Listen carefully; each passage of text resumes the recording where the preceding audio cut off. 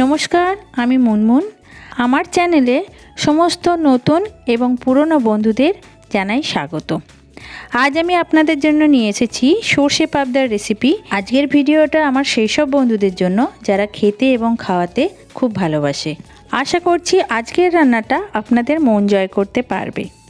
সর্ষে পাবদা বানানোর জন্য প্রথমেই আমি এখানে 4 পিস মাঝারি সাইজের পাবদা মাছ ভালো করে ধুয়ে পরিষ্কার করে নিয়েছি।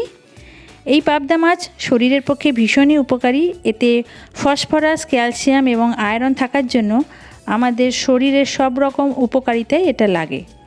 মাছটাকে প্রথমে আমি কি করছি, নুন দিয়ে এবং হলুদ দিয়ে ম্যারিনেট করে নিচ্ছি। তার জন্য এর মধ্যে দিয়ে দিচ্ছি নুন এবং হলুদ।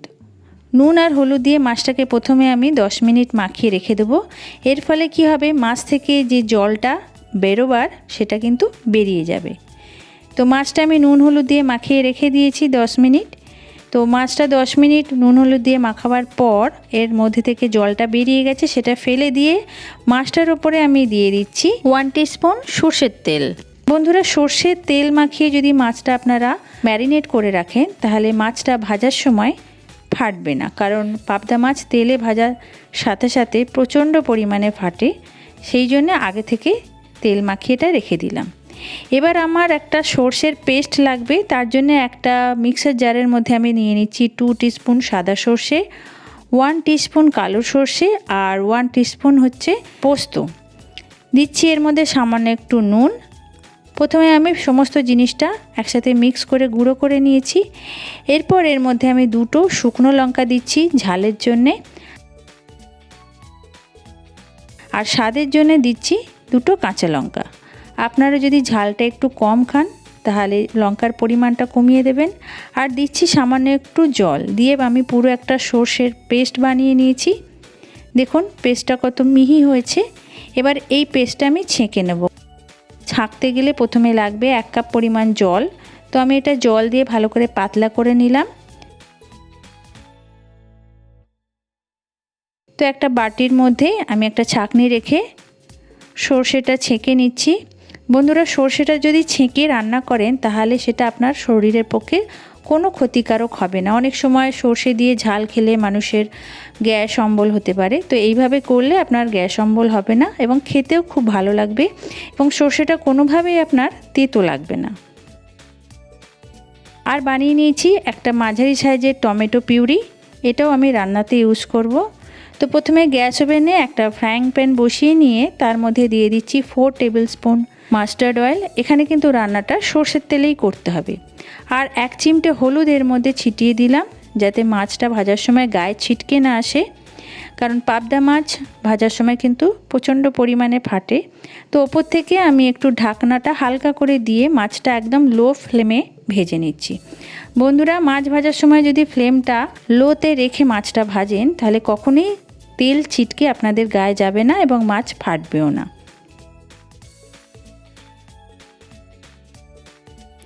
তো এইভাবে আমি 2 পিস মাছ প্রথমে ভেজে নিলাম।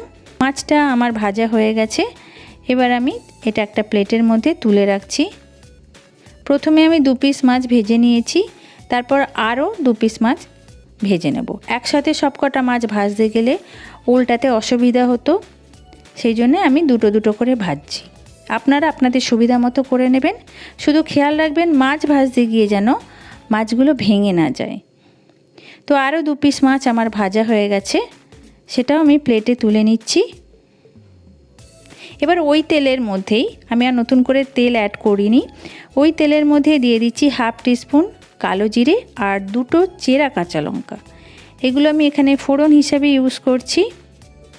একটু নাড়াচাড়া করে নিয়ে এর মধ্যে আমি দিয়ে দিচ্ছি 2 teaspoon Kashmiri red chilli powder, যাতে রান্নাটার কালারটা খুব সুন্দর আসে। আর দিয়ে দিচ্ছি যে টমেটো পিউরিটা বানিয়ে রেখেছিলাম, একটা মাঝারি সাইজের টমেটো দিয়ে সেটা দেয়া হয়ে গেল।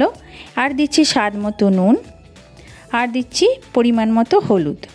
নুন হলুদটা আপনারা আপনাদের সুবিধা মতো দেবেন।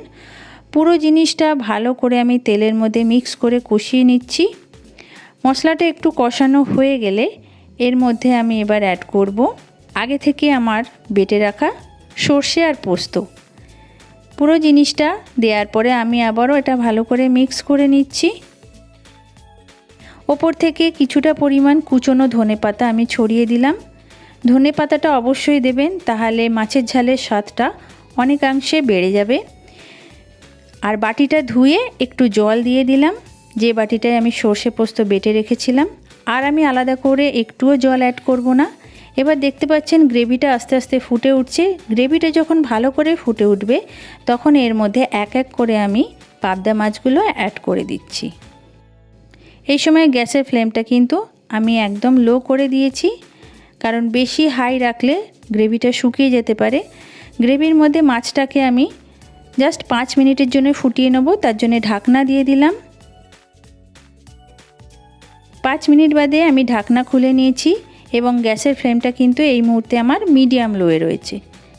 দেখুন পাবদা মাছগুলো খুব সুন্দরভাবে গ্রেভির সাথে মিশে গেছে। তাও একটা চামচের সাহায্যে আমি একটু গ্রেভি পাবদা মাছগুলোর উপর ছড়িয়ে দিলাম। আর দিয়ে দিচ্ছি এরপর 3টে কাঁচা লঙ্কা।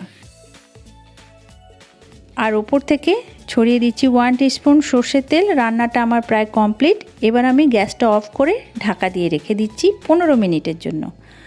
15 মিনিট বাদে আমি ঢাকনা খুলে নিচ্ছি। দেখুন আমার সর্ষে পাবদা একদম রেডি হয়ে গেছে। সর্ষে দিয়ে পাবদা মাছের এই ঝালটার অতুলনীয় হয়। গরম ভাতের সাথে এটা খেতে এতটাই ভালো হয় যে কেউ একবার খেলে সেটা কিন্তু আর ভুলতে পারবে না এর স্বাদটা। তো আমি আশা করব আজকের রেসিপিটা আপনারা অবশ্যই বাড়িতে একটিবার ট্রাই করে দেখবেন, কারণ এটা সত্যিই খেতে খুব ভালো হয়।